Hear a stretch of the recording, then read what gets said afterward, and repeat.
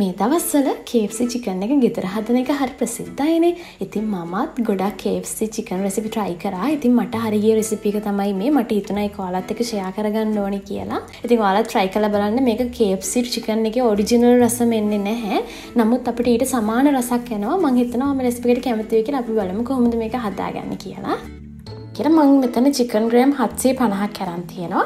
සාමාන්‍යයෙන් කටු තියෙන කෑලි තරම් තියෙනවා, ලොකු කෑලි අරන් තියෙනවා. ඉතින් මේක මම මුලින්ම කියන්න ඕනේ මේක හරියටම සාර්ථක වෙන්නේ පොඩි කෑලි වලට. ඉතින් ඔයාලට සාමාන්‍ය ප්‍රමාණය කෑලි කපා ගත්තොත් හරියටම හරි. ඒකට මම පාවිච්චි කරනවා කිරි මිලිලීටර් 400ක්. ඉතින් මෙතන මම අරන් තියෙන්නේ fresh milk. ඔයාලට fresh milk හරි පිටි කිරි හරි ගන්න පුළුවන්. පිටි කිරි වලින් ගන්නවා නම් හොඳ උක්කු කිරි එකක් හදාගන්න මිලිලීටර් 400ක් වෙන්න. ඒක මම මේ බටර් මිල්ක් එක හදාගන්න යන්නේ. ඔයාලා මීට කලිනුත් බටර් මිල්ක් එක ගැන මම කියලා දීලා තියෙනවා.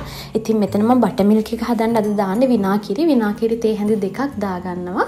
ඉතින් ඔයාලට විනාකිරි හරි දෙහි හරි දාගන්න පුළුවන් තේ හැඳි දෙකක් බටර් මිල්ක් එකට. ඒක දාලා ඊට පස්සේ මම ඒකටම තව ගම්මිරිස් තේ හැඳක් දාගන්නවා. ඊළඟට ලුණු කුඩු තේ හැඳි භාගයක් දාගන්නවා. ඒක දාලා හොඳට කලවම් කරලා මම chicken එක මේකට දාගන්නවා. chicken එක මේකට දාලා මම පැය භාගයක් විතර chicken එක marinate වෙන්න තියනවා.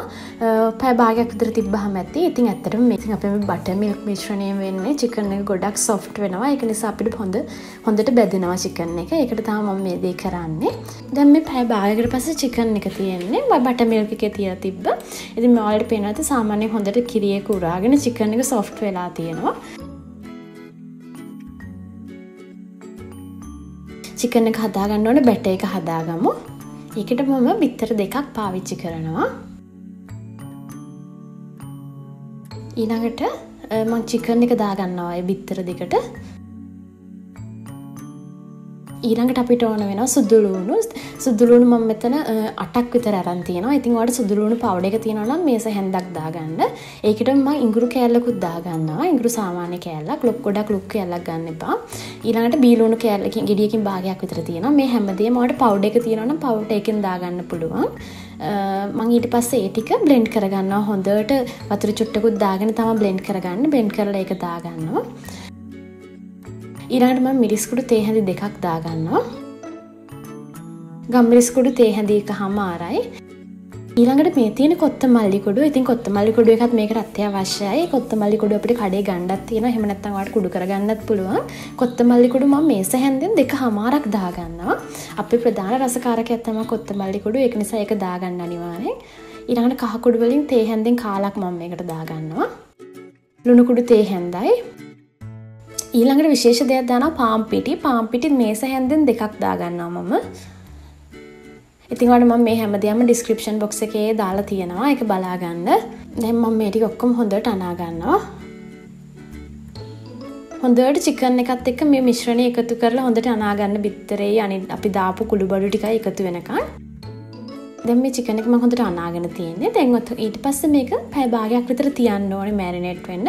පැය භාගයක් හෝ ඊට වඩා කාලයක් තියන්න. අඩුම තරමේ පැය භාගයක්වත් තිබ්බොත් තමයි වඩාත් හොඳ. දැන් මේ පැය භාගයකට පස්සේ chicken එක හොඳට marinate වෙලා තියෙන්නේ. දැන් මම මේක පිටි මිශ්‍රණයක තවරගෙන බෙද ගන්නවා. ඒකට මට පාම් පිටි වලින් කෝප්ප දෙකක් ඕනේ වෙනවා. පාම් පිටි කෝප්ප දෙකට මම දාගන්නවා corn flour තේ කෝප්පයක්. පාම් පිටි කෝප්ප දෙකට corn පිටි කෝප්පයක් දාගන්නවා. ඊළඟට අපිට මේකට ඕන වෙනවා ගම්මිරිස් කුඩු. ගම්මිරිස් කුඩු වලින් මම තේ හැන්දක් විතර දාගන්නවා. මිරිස් කුඩු තේ හැන්දක් දාගන්නවා. ලුණු කුඩු තේ හැඳි භාගයක් දාගන්නවා. මේ ටික දාලා හොඳට මම මේක කලවම් කරනවා. දැන් අපිට මේක වැඩේට ඕන වෙනවා වතුර එක්කුයි අපි අනාගත්ත chicken එකයි ඒ වගේම පිටි මිශ්‍රණයයි. මම මුලින්ම marinate වෙච්ච chicken කෑලි මේ වගේ පිටි මිශ්‍රණය තවර ගන්නවා.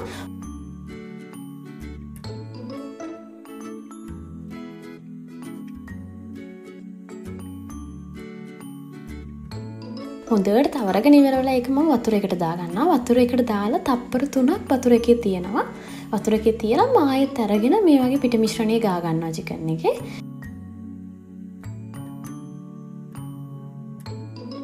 දැන් මේ බලන්නකො මෙන්න මේ වගේ තියෙන්න ඕන chicken එකක්. වැඩි පිටි ටික ගසලා අයින් කරගන්න. මේ තියෙන්නේ අපි හදාගත්ත එක. දැන් බලන්න මම තව කෑල්ලක් ඔයාලට ඒ විදිහට කරලා පෙන්නන්නම්. මේ විදිහට පිටි මිශ්‍රණය දාගන්නවා.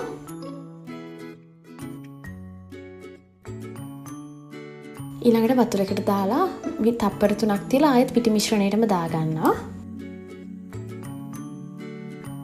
ඉතින් ඔයාලට මේ වගේ try දිග අනිත් ටිකත් මේවා කරන්න පුළුවන්. මම ඒ ගමම්ම තව දෙයක් කරනවා විශේෂ දෙයක්.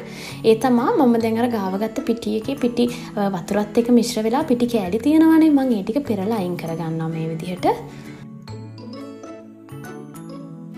මේ වගේ පෙරලා අයින් කරගන්න. දැන් මම මේක බෙද ගන්න යන්නේ. මම දැන් මේ පිටි මිශ්‍රණයට හද තවරගෙන ඉවර. දැන් මම චිකන් එක බෙද ගන්න යන්නේ. බෙදගද්දිත් ඔයාලට විශේෂ කරුණු කීපයක්ම තියෙනවා. ගැඹුරු තෙලේ බෙද ගන්න මතක තියාගන්න. මම මේ වගේ පෑන් එකක් ගත්තේ මට බෙද ගන්න ලේසි නිසා චිකන් ටික.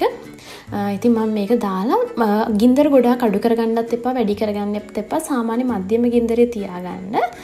මේක මම හිමීට බෙදෙන්න දෙන්නේ. සාමාන්‍ය විනාඩි 10ක් 12ක් විතර කාලයක් යනවා මේක හොඳට බෙදෙන්න චිකන් එක.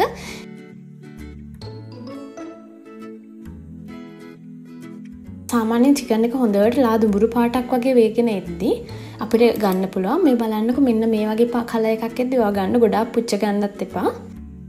දැන් මේ තියෙන අපි හදාගත්ත චිකන්. ඉතින් මම හිතනවා මේ රෙසිපි එකට කැමති වෙන්න ඇති කියලා. ආ මේ රෙසිපි එකට කැමති නම් ලයික් එකක් දාන්න, කමෙන්ට් එකක් දාන්න. ඒ වගේම අපිට සබ්ස්ක්‍රයිබ් කරලා නැත්නම් සබ්ස්ක්‍රයිබ් කරන්න අමතක කරන්න එපා. මේ වගේ ලේසි රෙසිපි එකක් අරගෙන මම ඔයාලව හම්බෙන්න ආයෙත් එන්නම්. ඔයාලට සුබ දවසක්.